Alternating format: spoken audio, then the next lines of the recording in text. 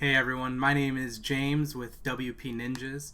I got a new, today's my birthday, in case you were curious, and I got a new microphone, the Blue Snowball, and I'm testing it out and playing around and thought I'd make a video. I don't record a lot of videos on our website, other than screencast for Ninja Forms and various extensions or features. So this is the first kind of talking dialogue video that I've created, so thought I'd give it a try, and I thought I'd talk about a topic that I've been thinking a lot about lately. Because we have Ninja Forms is growing extremely fast. Our extension ecosystem is growing extremely fast. We have a lot of products at varying different prices, from $14 to $79. And we have more products on the way. We're just getting ready to release some payment gateways pretty soon, and we're really excited about it. But one of the questions that comes up with any kind of business model is sustainability. How do you continue supporting the product, creating new products, increasing the feature sets of your current products, and sustain a livelihood that you can kind of continue on and not burn out? And it's a tough question, and different companies have handled it different way. You have some companies that do annual licenses, and you have to renew every year. You have companies that are just one-offs. You buy them and you're done. And there's a great debate on those two sides of the spectrum. How do you sustain? How do you continue to operate a business if you're just going to take money once from a customer and they never have to pay you again? Support for life kind of situation. And we just announced earlier today, or at least as of the recording of this video earlier today, that we're getting ready to make some pricing changes with Ninja Forms extensions. And so I wanted to talk just a little bit about sustainability and how I, as a developer, when I'm working for clients, how I try to purchase commercial products responsibly. I believe that my method is sustainable for the developers who are creating this project, and it's better for my clients, and in the long run it's better for me.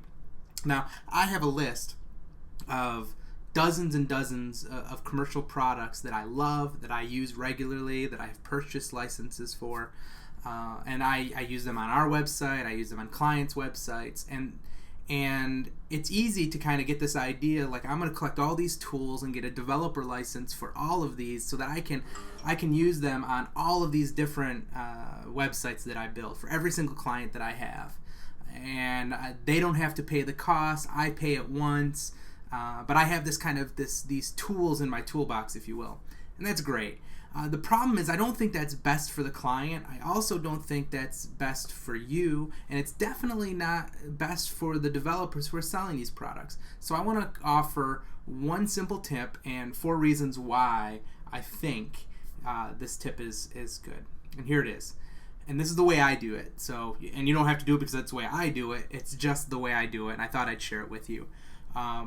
If you work on a lot of client sites, get each client their own license. Yeah, you can get a developer license and install your API key or license key or whatever on their site, and they'll have access to everything that you would have access to. But I want to talk about why I think that's a bad idea. You can do it, and it's well within your right to do it. I mean, if a company is selling an unlimited license, that's within your realm. I purchase unlimited licenses for myself for all the websites that I personally maintain. But for my clients' websites, when I'm developing for a client, I always get them their own license, and here's why. First of all, their website is their baby. It's their project, and so they should own all of their own assets. If they need a forms plugin, if they need a shopping cart, if they need whatever features that they need, they ought to own the assets to their company so that they can manage their website properly. So for one, I just think it's a good idea to get every client their own license because it's their baby.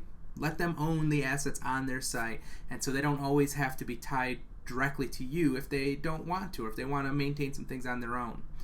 The other reason I think is when you're gone, and I know we all like to think that we hang on to our clients forever, but people move on, and sometimes you want to get rid of your client, and sometimes your client wants to get rid of you. Whichever the case, when you're gone, your client is still going to need support.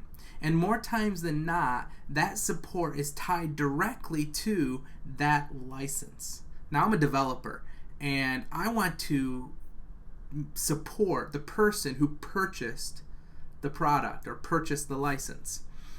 So to get random people who have had their our plugin or our extensions installed on their site and their licenses installed over on their website coming for support and trying to get support is very frustrating from us from a business standpoint. It's frustrating for the customer or for the client because they don't know exactly how to get the support that they need, and they don't understand the concept of this license. They just know they have this plugin that's whatever reason isn't working, and so they come to the developer, most likely. So this is why I think it's just a great idea. Let them have their own license. They're going to need support. If they have their own license, they can deal directly with the developers of that particular product. I think it's a win-win, and it's less stress for you as well. Another reason I think is it creates a great relationship between you and the developer of the product that you're buying. Any developer who has another developer who is buying their extension regularly for their clients or buying licenses for their clients, you're going to build a rapport. The product is going to get better because you're using it frequently.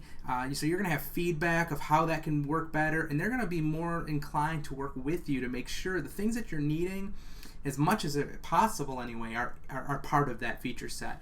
So it creates a great relationship between you and the developer. You're bringing that developer more business for each product. So I think that's a great way of doing it. And the next statement is really simple. It's arguably much more sustainable.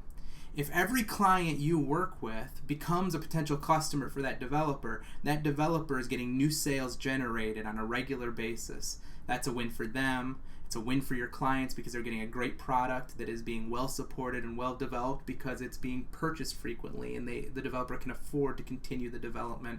And like I said, it builds a great relationship with you and the developer.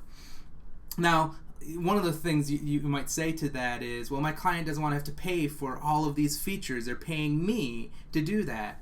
I totally understand that. When I get a project and I figure out what needs to be done on the project, and I know there's commercial products that I want to purchase to make that possible for them, I simply tell them up front, hey, here are some of the things we're going to need to do to get this site, and I just roll it as a part of their quote. Sometimes I don't even mention it in the quote. They don't need to know the particulars of what your tools you're using to build that project. They just want to know that the end goal, the thing that they're trying to achieve, is being met. So quote them the price. Include that $39 per plugin or that $150 plugin or whatever the price is. Include that into your quote. It's an all-encompassing quote. It tells them exactly what they're getting, and then they get their own licenses and they get their own product, and everybody is happy. They don't feel slighted because you bought commercial products. I've never worked with a client that said, "I'm paying you. I don't want to buy another extension." And if you have that kind of a client, then they're going to nickel and dime every little issue you have, and you probably don't want them as a client anyway. A good client is going to recognize that if there are great resources already out there, they're actually going to be saving money by you purchasing this product and using it instead. So that's my tips: how to purchase commercial products responsibly. It's better for the developers, it's better for you, and it's better for your clients. So that's my tip. This is my first video. I hope you enjoyed it. If you want to see more, I'd love to post some more and talk about my own thoughts on business and WordPress and things like that. If you have any questions or rebuttals or arguments and you want to discuss it in the comments, go ahead and leave a comment. I'd love to hear from you. Thanks, and have a good night.